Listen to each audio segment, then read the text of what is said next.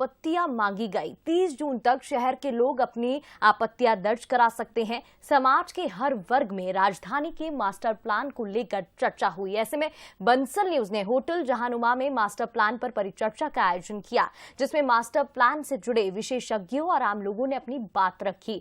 इस परिचर्चा में मध्य प्रदेश आवास संघ के पूर्व अध्यक्ष अरुणेश्वर शरण सिंह देव, क्रेडाई के अध्यक्ष नितिन अग्रवाल और क्रेडाई के प्रवक्ता मनोज सिंह मौजूद रहे।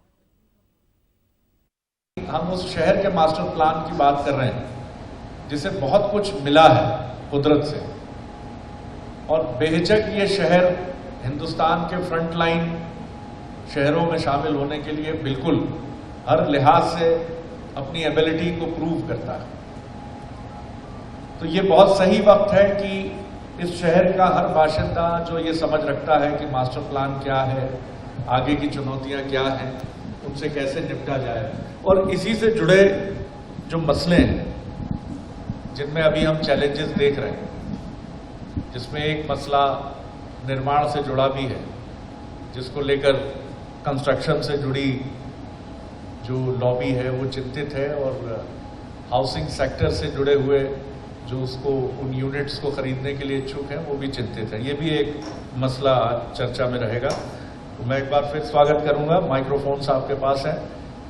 सबसे पहले मैं इंट्रोडक्टरी नोट के लिए अरुणेश्वर जी से आग्रह करूंगा कि वो हमें ये बताएं कि कितनी मुश्किलों से ये एक बार फिर ड्राफ्ट आया है। चर्चा ये भी हुई कि ये किस तरह से आगे बढ़ेगा, कितना आगे जाएगा। बरा हम उसमें ना अटक के हम ये देखें कि ये जो ड्राफ्ट हमारे पास है इसमें बेहतरी के लिए और कौन कौन सी चीजें हैं जिनका जिक्र एक एक्सपर्ट के नाते भी, क्योंकि आप आवास और हाउसिंग से जुड़े हुए भी रहे हैं और उसकी आपने चेयरमैन की जिम्मेदारी भी निभाई है, तो आप बहुत बेहतर समझते हैं भोपाल की चीजों को, इसके जरूरत, इसके मसलों को। पहले मैं इंट्रोडक्टरी एक नोट के लिए आप निकटतम कंपैरिजन करें तो हमारे लिए इंदौर है, हमारा ही प्रदेश का एक अच्छा शहर है। वहाँ 2 प्लान आ गए इस पीरियड में और वहाँ का विकास बहुत ही सुनियोजित दिखने लगा। वहाँ लोगों ने आगे बढ़ के उसमें हिस्सा लिया और ये सब किया। वो कमी कुछ भोपाल में हमें दिखती है।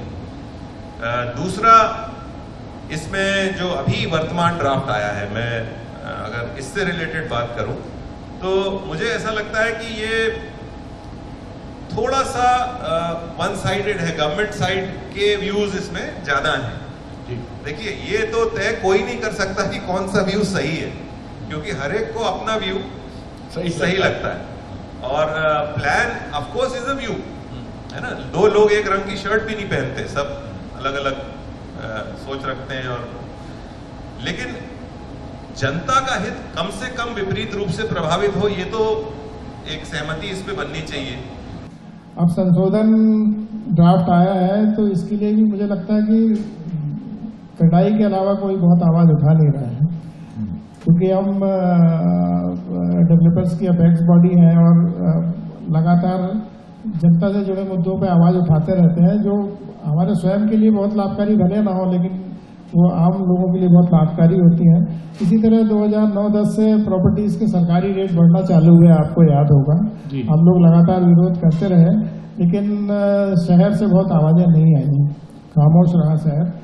और उन 4-5 सालों में जब रेट बढ़ रहे थे तो इंदौर के जो रेट बढ़े वो सिर्फ 85% थे और भोपाल के रेट 600% से ज्यादा बढ़े।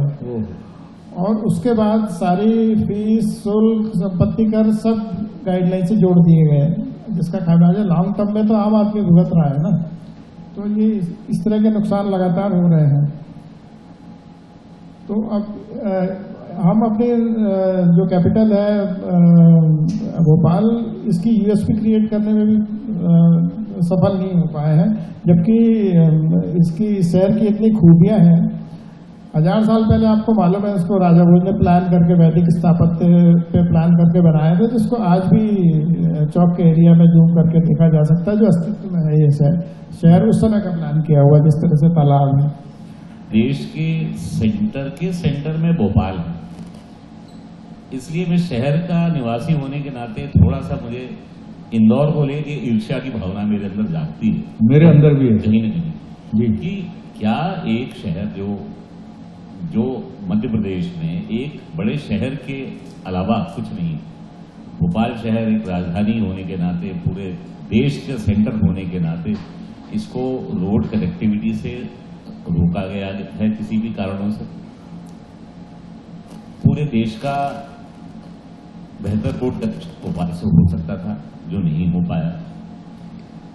दूसरी बात अब रह गई मास्टर प्लान की, तो मास्टर प्लान में सर मैं स्वागत करता हूं शासन का कि इतना बेहतरीन मास्टर प्लान वो लेके आए, जिसमें कहीं कोई शंका की गुंजाइश नहीं है कि बहुत इसको थॉटफुली सोचा गया है।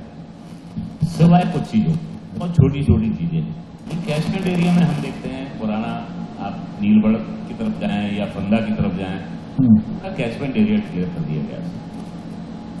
इसमें एफआईआर लगभग नहीं के बराबर। मेरा सवाल सिर्फ ये है कि क्या वहां यदि मकान बनेंगे तो क्या पानी तालाब में आना बंद हो जाएगा? क्या पानी दूषित हो जाएगा?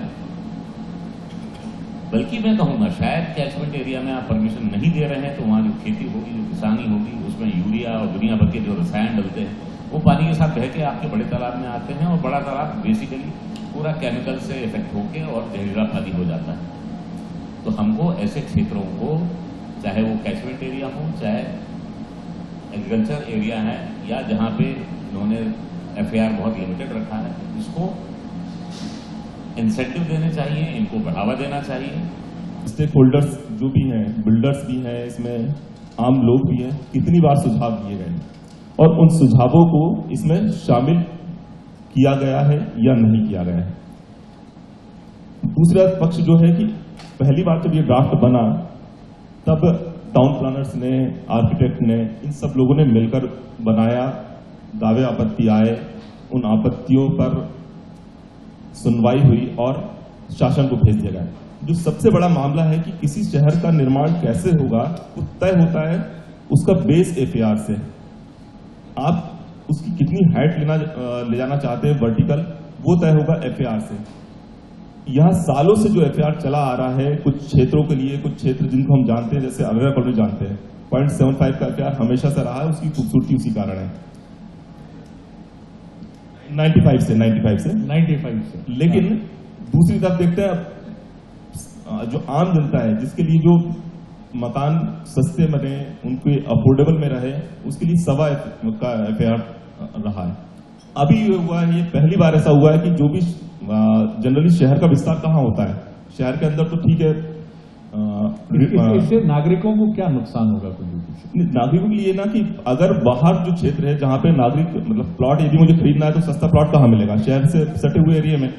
वहां पे यदि एफआईआर को कम कर दिया, आपके निर्माण की अनुमति कम कर दी, बिल्डर्स तो ठीक है कि अगर अनुमति कम है वो एफआईआर खरीदेगा तो उसका लोड किस पर पड़ेगा? आम आदमी पे। और जब आम आदमी पे लोड पड़ेगा तो दो ही काम होंगे, यदि उसके बस में नहीं है खरीदना तो फिर वो मतलब हमने दोनों को मायूस किया, बनाने वाले को भी, खरीदार को भी। मास्टर प्लान को हमें उस दृष्टि से सोचना चाहिए कि हमारे नागरिकों की जो लिविंग स्टैंडर्ड है वो तय करता है मास्टर प्लान, तो उसको उतनी ही संजीदगी से सोचने की जरूरत है। मैं चलूंगा सामने टीम की तरफ। मुझे आप जो हमारे बहुत इमिनेंट मेहमान हैं, कौन अपनी बात रखना चाहेगा? अपने परिचय से अपनी बात रखेंगे। 50 साल से मैं इस भोपाल को डेवलप होते देख रहा हूँ, कुछ थोड़ा बहुत योगदान मेरा भी रहा होगा। मेरा ये मानना है कि जो मास्टर प्लान है वो एक शहर के लिए होता है, शहर विशेष के लिए होता है। जैसे कहा गया है सारे अच्छे वक्ताओं ने, भोपाल क्या है? It is a bureaucratic town. शासकीय अधिकारी कर्मचारी यहाँ ज्यादा रहते हैं, तो जो आपने कहा कि कोई आवाज नहीं उठाता, कैसे उठाएगा आवाज? और उसको आपसे बुला के डांट पड़ जाएगी। सॉरी टू से शरद जोशी इसीलिए बड़े दुखी होते थे, बाबुओं का शहर बोलते थे। शरद जोशी ने जो रिजाइन किया और दुष्यंत कुमार ने, मैं उसका प्रत्यक्षदर्शी हूँ, मेरे साथी रहे वो। तो बस सॉरी, मैं बहुत जूनियर था, मेरे गुरु थे वो। तो मेरा कहने का मतलब है, Bhopal being a bureaucratic town, Indore is a commercial town. बहुत अच्छी बात कही इन्होंने। वहाँ कमर्शियल टाउन में कोई इससे डरता नहीं है, वहाँ एमएलए एमपी को पकड़ लेते बिल्कुल। मैं इंदौर में भी रहा हूँ 3 साल, वहां का इतना जागरूक इसलिए है कि उसको किसी डर नहीं है। भोपाल का हर दूसरा नागरिक सरकारी कर्मचारी है या सरकार से कनेक्टेड है, तो वो हमेशा डप के रहता है कि कल सुबह मेरा काम हो जाएगा, गड़बड़ हो जाएगी, मेरा टेंडर कैंसिल हो जाएगा, समथिंग लाइक दैट। तो सबसे बड़ी बात यह है कि जब हम ब्यूरोक्रेटिक टाउन को डेवलप करना चाहते हैं तो हमें कंसेप्ट पे पहले रखना पड़ेगा कि यहाँ के लोगों को जो तनख्वाह सरकार देती है वही उसकी पेइंग कैपेसिटी। तो पेइंग कैपेसिटी को जब तक ध्यान में हम रखेंगे नहीं, किसी शहर का विकास हम सोच भी नहीं सकते हैं। सर, बड़े तालाब सबको अजीज है, पर सिर्फ कागजों में उसका संरक्षण है। आज जितना वेस्ट वाटर और जितना दूषित पानी उसके अंदर जाता है वो हमारा ड्रिंकेबल वाटर है। इट इज अमेजिंग, मतलब इतना ज्यादा कि आई बिलीव अभी एक लीडिंग न्यूज़पेपर ने 4 दिन पहले उसको छापा भी था कि उसके वाटर लेवल्स कितने कंटामिनेटेड हैं।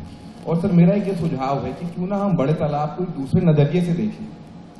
सर, आज ऐसा तो है नहीं कि सिर्फ हमारे पास भोपाल में ही तालाब है, तो दुनिया में और बहुत सारी ऐसी जगहें हैं जहां पे पानी है और उसके आसपास का development is considered the most promising and beautiful.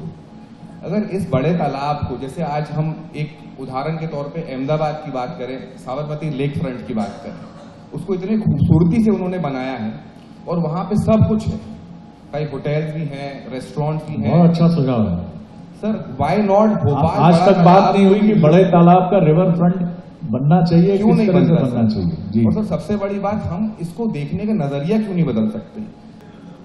हाँ, ये बहुत अच्छी बात कही आपने। ये नई चीजें, नए सुझाव, नए विचार ये आने चाहिए, क्योंकि भोपाल अभी भी अपनी भोपालियत में काफी मसरूफ है, उलझा हुआ है। तो थोड़ा सा वक्त तो लगेगा हमें वहां तक पहुंचने में, जिस तरफ आप इशारा कर रहे हैं।